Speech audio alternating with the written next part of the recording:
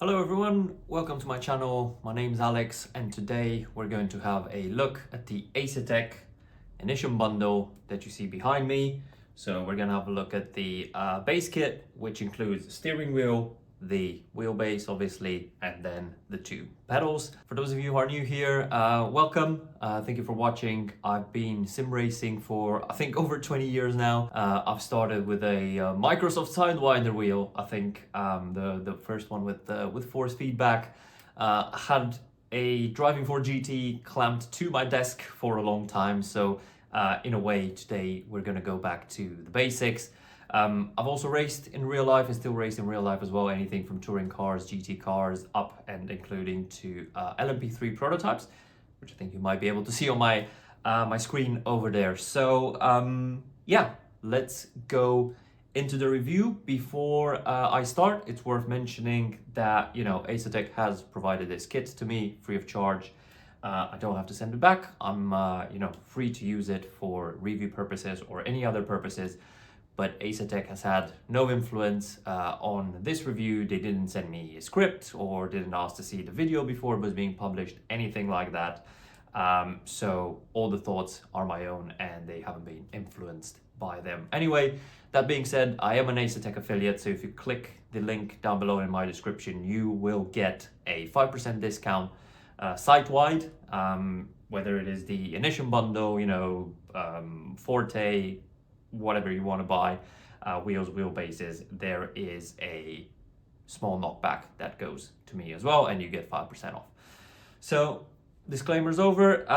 Let's get into the review. And the first thing, which is going to be interesting, so I have a chassis, as you can see here, a kind of aluminium 80/20 rig, extrusion profiles with my La Prima Plus and Forte Formula V2 bolted onto it. But for the Initium review, I actually thought, let's go back to basics. Let's mount it back to my desk, which is how I assume most people who are looking at this bundle are going to use it, because it is an entry-level bundle. So it's for people who probably want to go into sim racing, or maybe people who want to buy their first direct drive wheel. All right, what do you get for your money? So I'm actually looking at the Asetek website right now. So it's the 5th of April. 2026. This bundle costs 614 euros and 10 euro cents, which is the full price. And for that, you get a round steering wheel with magnetic shifters. You get a direct drive wheelbase, which in this configuration is 5.5 Newton meters, but you can buy a boost kit for it to get it up to 8 Newton meters. And then you get the base Initium pedal set, which is a two pedal set, basically throttle and brake, which is not a load cell brake, but you can upgrade that as well. There's extensive upgrades available for the pedals actually. You can get a throttle upgrade, you can get a load cell upgrade for the brake, you can even get a hydraulic upgrade. Obviously you can add a clutch in. I think even the clutch is upgradable. So there's a lot of things that you can actually upgrade on this set. I've tested 3 games. I've tested Le Mans Ultimate, I've tested Assetto Corsa, the original Assetto Corsa, and then third, I thought I'd have a look at Assetto Corsa Rally. I haven't tried iRacing or anything like that, but do let me know in the comments below if you'd like to see that in the future. So let's start by having a look at the Initium steering wheel first, because it's arguably the least important piece of kit in the entire bundle. If you want to see an unboxing of the entire Initium bundle, please have a look at my channel. There's a separate video on that. So the Initium wheel is a round wheel. As you can see, it's 300 millimeters in diameter, which is quite standard and versatile for all types of racing, Formula, Rally, GT cars. You can see that it has backlit buttons as well, and that's one of the things I love most about it. So you can actually configure that in the RaceHub software, both in terms of pressed and unpressed color. It also comes with some included stickers. So you can see I've got the pit sticker, left and right arrows, flash stickers, all of that sort of stuff I think is really good at this price point. And you've got a big start stop button in the middle as well, as well as a D-pad, 2 rotary buttons on the bottom, and kind of right-hand buttons in addition to the magnetic paddles as well. I think it feels good. It feels quite agile, as I said, versatile for all types of racing. And one of the best bits is that you have an included rev light, kind of your shift lights as well, up there on the top. Those come in very handy, and there's nice bright LEDs, again programmable in there in terms of when you want those to flash. You can choose that in RaceUp. The only slight bit of criticism I have with this wheel is that I don't think it's the best looking wheel on the market.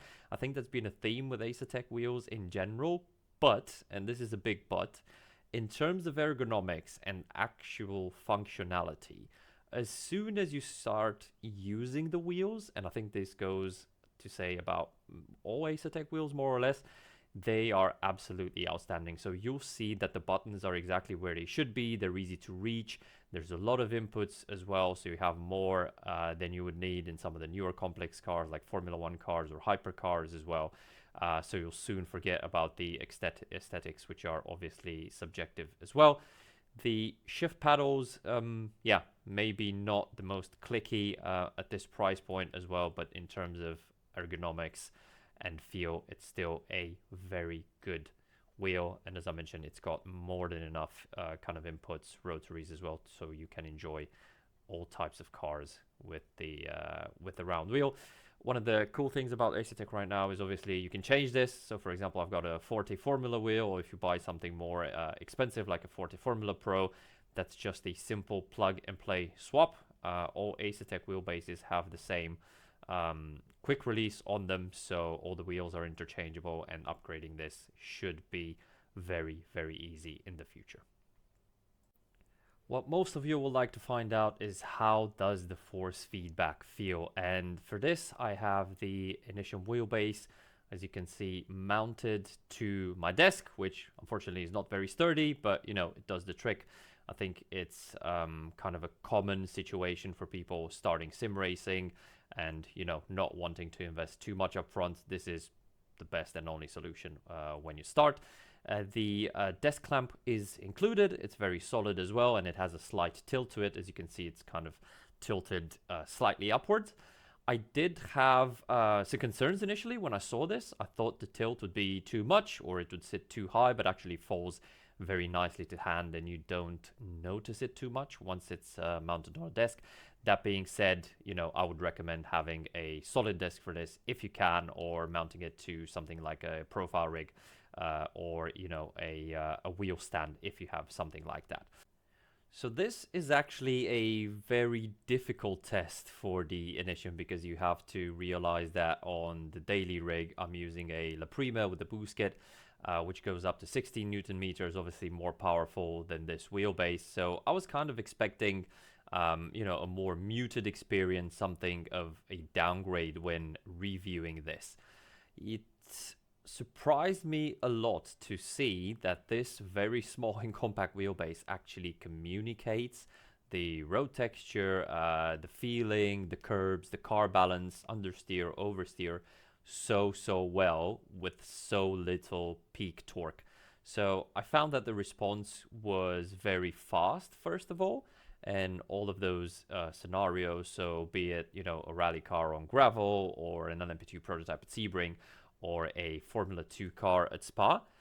And actually, I found that the reaction time of the wheel was surprisingly sharp. I was expecting a bit more clipping. So one of the issues of running a low power wheelbase like this is if you run the force feedback too high, you're going to get what's called clipping, right? So basically you will get 100% of the force feedback, which is the maximum that the wheel can output, but there will be no detail there, right? It will just try to counter your movements to the max. I found surprisingly little to no clipping in all of the games that I mentioned, which again was not something that I was expecting.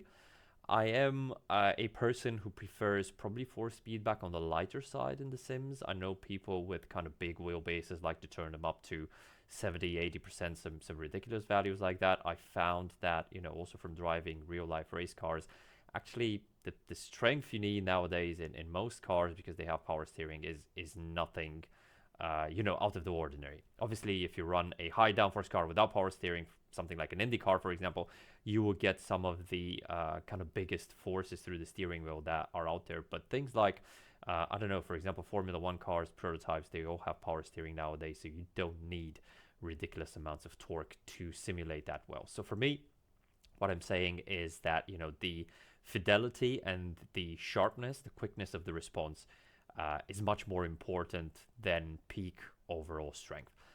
That being said, if you can afford the boost kit, I'm probably going to say it a couple of times during the video, I'll say it again, do buy that as well, because what that buys you is dynamic range. So even if you don't run the wheelbase at a higher torque setting, you will have more detail for the same amount of peak torque. I think it's also worth mentioning that, when you buy a direct drive wheelbase, you already have a big advantage compared to something like a cog or belt driven wheel. So most people, looking to get into sim racing will look at something like a Trustmaster T150 or Logitech G920. None of those are direct drive wheels, so you will have some cogginess, you will have some, induced latency or rubberiness or weird kind of feeling in the force feedback. Is just, a mechanical kind of limitation of the hardware, and that is simply not present here. So the force gets transmitted directly into the motor shaft in the middle, and obviously that gets you the force directly into the steering wheel itself without any additional medium or any mechanical components as well. And most of these bases nowadays on the market are very, very good. So the difference is being made in ecosystem, software, price points, that sort of stuff. The Asetek ecosystem has been growing recently, so obviously you've got different options in terms of accessories, other wheel rims as well. I know Asetek showed a new shifter at I think last year's Sim Racing Expo. That is not out yet, but I would expect that to be compatible with the Initium. So the Initium has multiple USB-C ports on the back, so you can connect different accessories. The pedals connect to that as well. The software itself, RaceHub, is also super simple to use. It's honestly one of the best things about Asetek. I know some of the other providers have more complicated, maybe even more detailed software could be, but I'm somebody who likes to keep it more or less simple. You do have enough options, and obviously Asetek provides you with profiles for each of the games that you're playing. So you'll see me here in AC Rally. I obviously have the rallying profile on, or the specific AC Rally profile. There are some different settings for Assetto Corsa and Le Mans Ultimate as well, and those get saved in RaceHub and get automatically loaded when you boot up the software. So it's a kind of a one-time setup thing that you have to do at the beginning, and then you basically just select depending to what game you are playing. I would love to see something like automatic profiles or auto detection in the future, but it's kind of super easy to change those anyway, so it's not a big deal in the first place. Alright, so moving on to the pedals now. In the base kit you get two pedals, throttle and brake, which are both position based. So you might know in the higher end kind of products you would get something like a load cell brake pedal. This is not the case here. However, Asetek's system is quite interesting because it has kind of a two-stage brake. It's still a position-based Hall sensor, but once you reach 100% of the first stage of maximum braking, as you can say, you can keep going, and then you encounter more resistance from the mechanism as well. You can actually calibrate this in RaceHub as well. So if you are a person who prefers that slightly firmer feel, you can definitely do that, or you can just have a more traditional position-based pedal. It's definitely a very interesting system. At this price point, I was mostly surprised by the smoothness. I would say, in addition to being able to take higher forces, higher pedals, traditionally excelled in terms of smoothness. So, kind of cheaper brake pedals usually have some either squeaks or rattles, or they feel kind of a bit notchy. But these were honestly butter smooth, both in terms of brake and throttle as well. So especially for something, as you can see, mounted on my carpet there. Obviously, this is not ideal scenario. They have quite a wide base with this carbon flake look. Obviously, I think it's a plastic polymer based base, but I think it does look cool. It's, in my opinion, the best looking bit of the entire kit, and the pedal smoothness is definitely what you would expect. You can see them. I had them mounted on my carpet there. It's not the ideal mounting solution, but it kind of, they have some rubber feet down the bottom, and those did the trick of keeping the pedals more or less in place. You should definitely not do what I did there and, you know, have them back against the wall, or put some boxes or something behind them to fold them slipping. But yeah, I was surprised again at this price point to find such smooth, such good pedals, which gave me the feel to kind of push properly in all of the cars I have tested. As I mentioned earlier, you can get upgrades. I think you also get an extra throttle spring included in the box as well. So if you prefer a slightly firmer throttle, this is one which is on the lighter side. I thought it was perfectly fine, but if you're somebody who prefers a bit more resistance on the throttle, you can change that out of the box. You don't have to pay for it. But you can get some optional upgrades for the throttle. For the brake, you have 2 upgrade kits that are available. You have the load cell upgrade kit, and you also have the hydraulic upgrade kit in addition to the clutch as well. The pedals can be mounted on a chassis as well, so if you want to check my unboxing video on the back plate of the pedals, basically it has 2 modes. One of them is floor mode, the one I'm in right now, and there is cockpit mode, where yeah, there's a different kind of mounting option if you want to use them on a solid rig or an aluminium profile or something like that.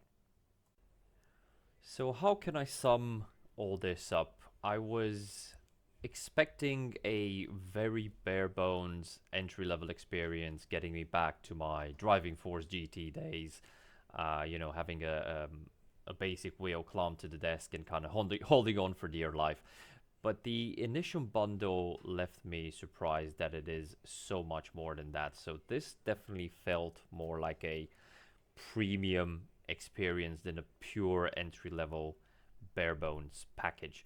Especially the wheelbase and the pedals have been highly impressive at this price point and this form factor, both of them being very compact and, you know, aimed at beginners. But I think the difficulty comes in comparing this to its competitors. So I think it's no secret that the Initium Bundle will compete heavily with the Moza R5 bundle and the Fanatec CSL DD Ready to Race bundle, both of which are priced significantly cheaper than the Asetek Initium. So looking at the Moza R5 right now, that's retailing at around 480 euros directly from Moza Racing in the EU. And the Fanatec is even cheaper than that. You can have it for 379.95 euros. Where this will stack up to that, it's you know, kind of difficult to tell. They're all obviously direct drive wheels.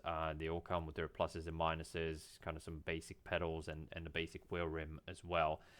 It depends, I think, on where you're coming from. So I think Asetek has a history of doing this. Also, when I bought my La Prima wheel, I was expecting an entry-level direct drive experience, but it was so much more than that. It was basically an entry-level to the high end, right? To those kind of really powerful wheelbases that you kind of hope to own one day. And I believe this is the case here as well.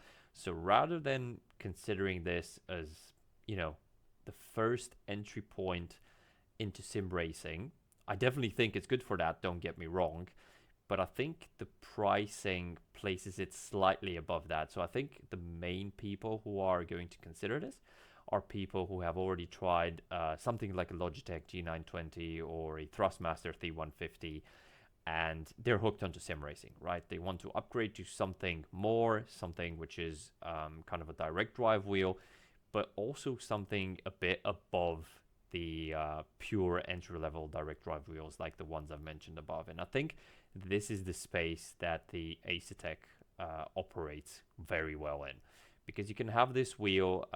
If you also invest in a chassis, you will get more of it, more out of it, I should say, and that's because every wheel, this is not an Asetek thing, this is a generic sim racing thing. If you have it on a desk with the clamp mounted, you will lose some force feedback detail inevitably. Whereas if you have this solidly mounted to a rig, you can, enjoy it. I'm quite sure for a good couple of years, if not more, and it will have enough upgrade options to prevent you from having to buy anything else, right? So you can upgrade the wheel, you can upgrade the pedals, you can get a different wheel rim, and then you can get, even more out of this bundle. So I think this is where that would operate. For me, it was definitely a pleasant experience testing it.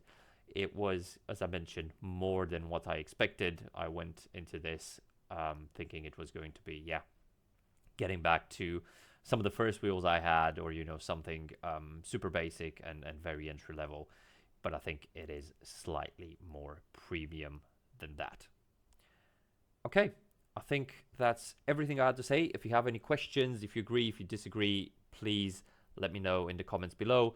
And don't forget, if you want to buy anything from Asetek, do use my code ACTM at checkout. And yeah, if you enjoyed the video, found it helpful, don't forget to like and subscribe. Have a good day and take care. Bye-bye.